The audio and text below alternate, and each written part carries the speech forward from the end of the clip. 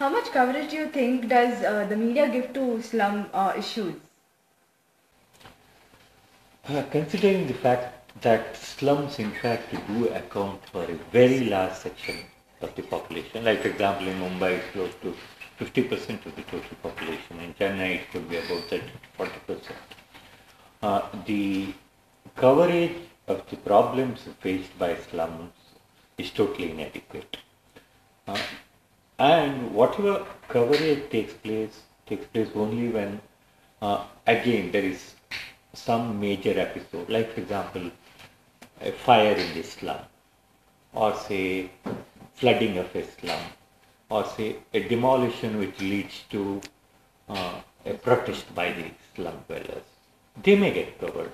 Although I should also make it very clear that I am very surprised that, say, uh, the attempted demolition of illegal construction of the Campacola residence gets much more of coverage than perhaps a similar attempt at demolition of a whole lot of slums all over the country. Okay, so given the magnitude of the problem, I think the extent of coverage is very little and very lopsided. According to you, what are the problems which are the least, which are given the least importance among those which are given some? The problems which are generally not considered at all are the livelihood issues. Okay, livelihood issues in the sense of, say, employment and employment in the slum areas. It is very often also lost sight of that slums exist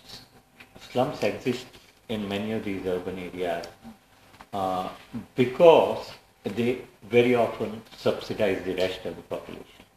They are the ones who provide cheap services to the rest of the population. Okay. Now,